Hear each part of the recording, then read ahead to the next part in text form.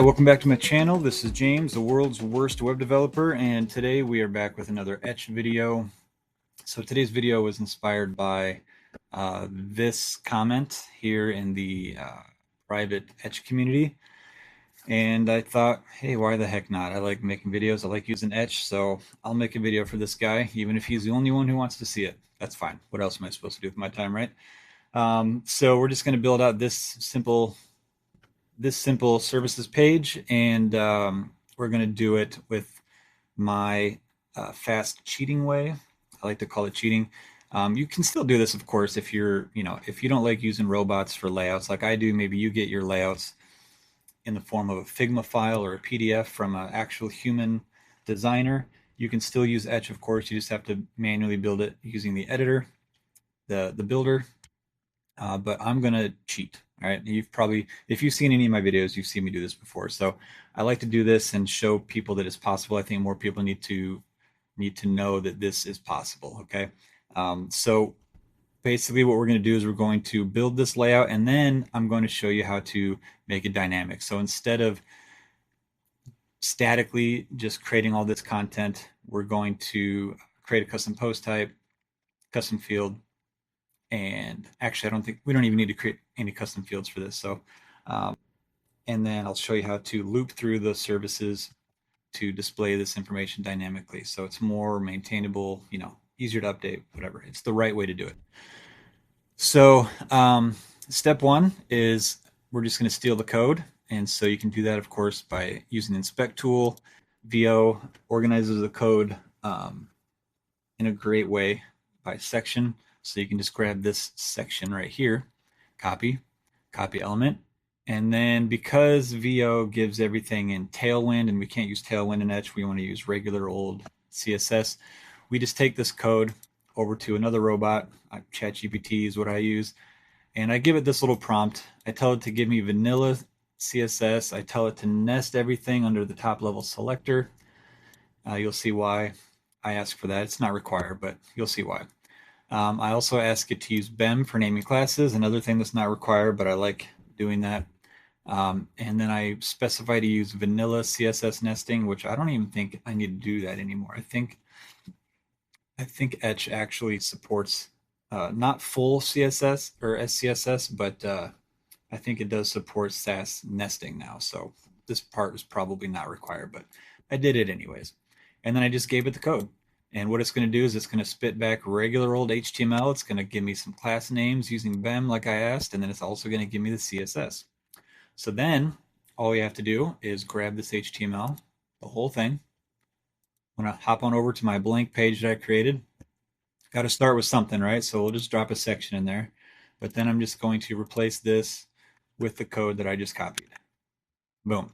Now it's not rendering here because it doesn't like the SVGs. For some reason, ChatGPT always breaks SVGs, and it's annoying.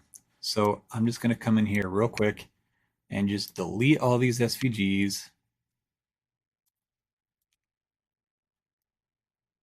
It's amazing what AI can do, and it's also amazing the stupid things it does that you just don't know why. Why does it do it? Why can't it just take the SVG code I gave it and just use the same one? Why does it have to break it? I don't know. But you can see now that I deleted those SVGs, things are rendering properly. So, and then we just have to go back and grab our CSS. So we'll come here, and this, you're going to see why I wanted everything nested under that top level element, because it makes it easier to copy and paste. I can just come over here to services, paste everything in there, and we're done. Crazy, right? We got the whole layout exactly like we wanted it. We do need to grab the code for that screen reader class.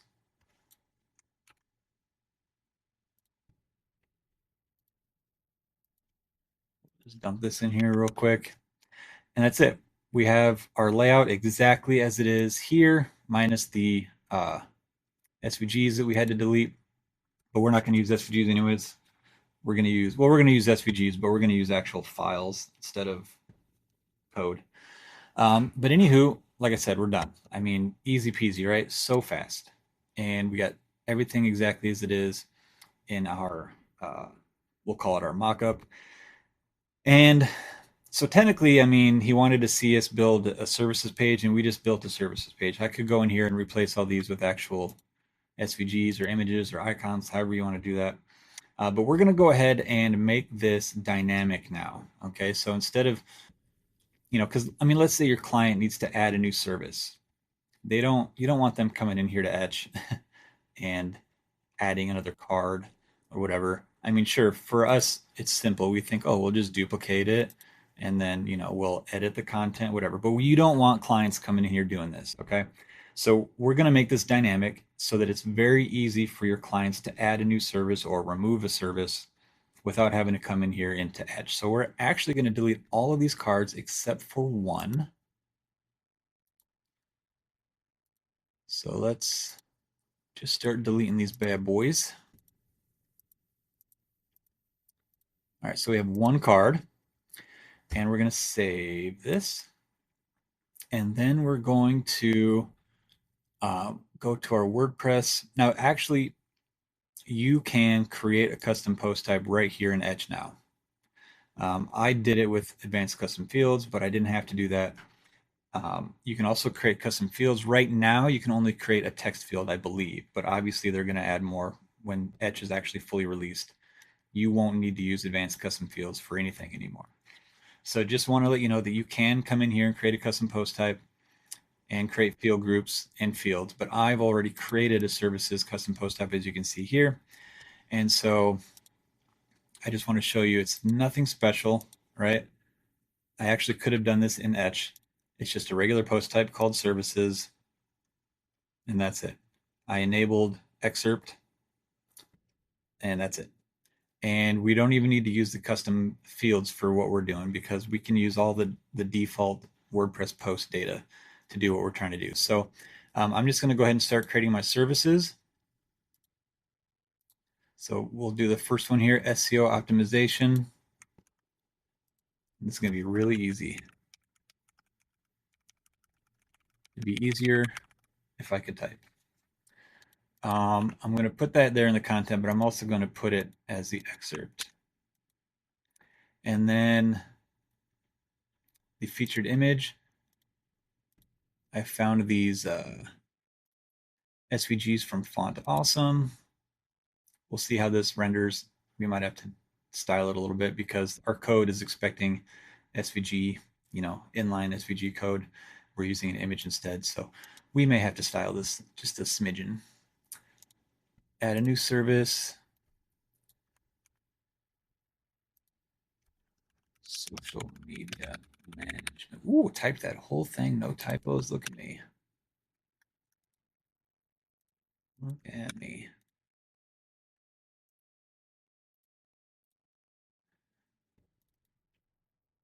Okay. And we'll create one more. We're going to do this one.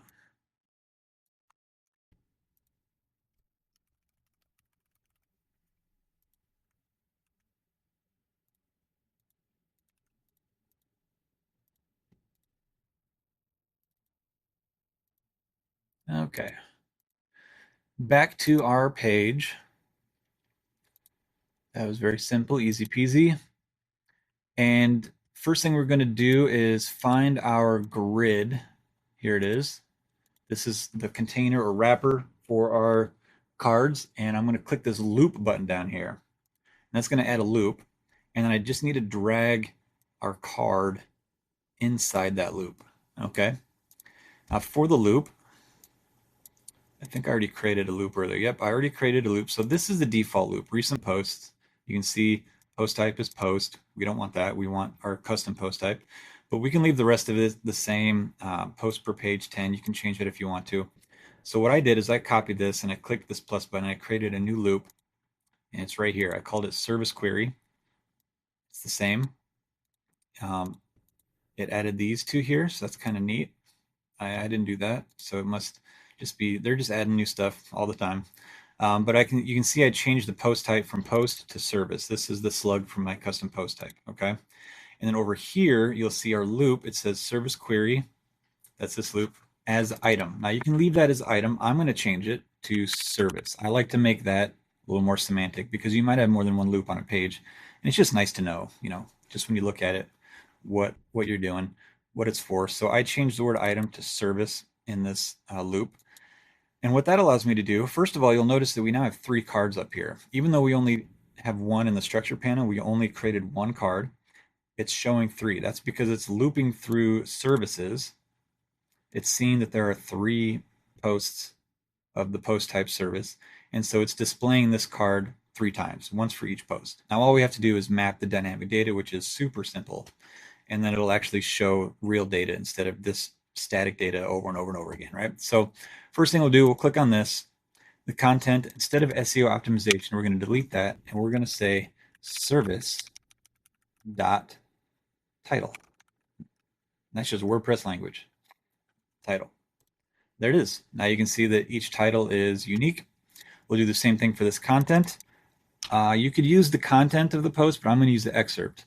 So I'm going to say service.excerpt, because you might build out those individual service pages and have a whole bunch of content in there, and that's going to be too much content for these little cards. That's why I enabled excerpt, and I pasted that data in there. So now you can see it's showing the unique excerpt from each post. And then we can come down here, and for our button, the href, we're going to say service.permalink. And that's it. We'll save this. We'll go check it out on the front end. So it's working. Unique title, unique excerpt for each one, and content creation. So if I click on this, you can see it works. It takes me to content creation. Here's my content.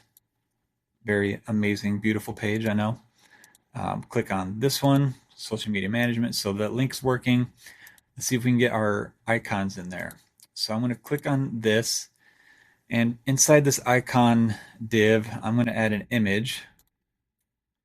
And let's see, services icon. So let's call this, we'll give it a class of services underscore image, whatever.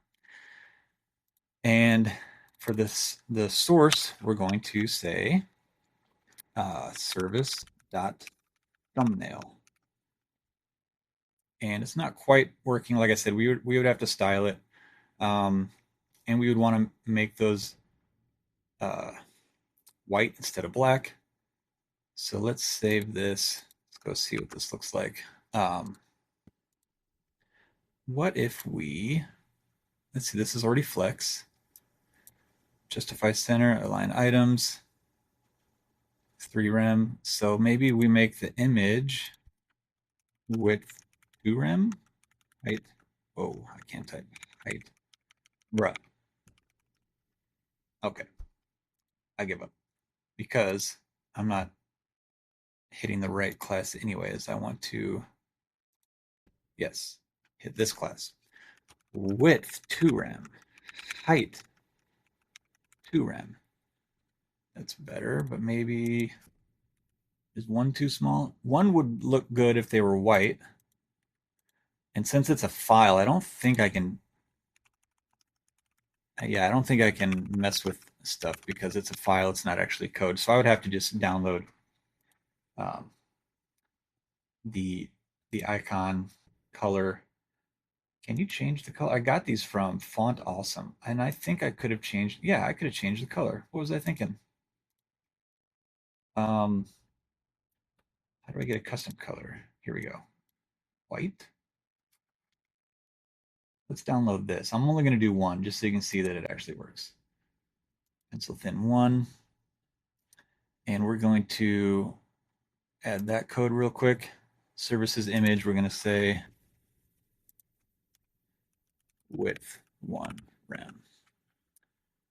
I'm going to say 1.5 rem, I think. Yeah. Save that. And we're going to edit one of our services just so you can see this. Change this to, I created a white version. Save. This also shows the power of making this dynamic because I just needed to change the color of that icon. I didn't have to come into Etch to do that. I just went to the service, updated the post, uploaded the new image. Easy stuff that your clients could do. And now if I refresh, the pencil's white. So I could have done that for all of them if I wanted to. but I just wanted you to see that it's working, right? It's pulling in the right featured image from each post into this little circle here. So we just built out a services page. It took literally like 2 minutes to build the page, right? Just by stealing code from the robots. It took like another minute to map the content. The only thing that took any amount of time was actually just creating each service, right? Just data entry basically. So you can see if we, want to create another one, this is what our client would do. They would not go into Etch. They would just come here, go to services. They would add a new service. They would call this web design. They would put in their description. You can tell them to add an excerpt. You could, if this is a little hard for them to find, you could create a custom field for that, because that might be easier for them instead of having to click on service and deal with Doodoobird's terrible UI. But they can do that. I don't have a featured image for this one, so we'll just use the pencil again. And that's it. They click publish, and now there's a new service, right? Come back here and refresh. Ooh, refresh. Okay. Refresh. There it is. There's a new service right here, web design. So very easy for your clients to update and manage this content. And then, of course, if they need to remove a service that they're not offering anymore, they can just come here and delete it. So I'll just delete that. Go back, refresh. It's gone. So easy peasy. Yeah, I think that's it for this video, guys. We could have got a little more in depth if we had some more complex things in here, and we, could have created some custom fields, but we didn't have to even do that for this one. So super easy, super simple. Hopefully the guy in the community found this useful. Hopefully maybe somebody else also found it useful. Thanks for watching, and we'll catch you in the next video.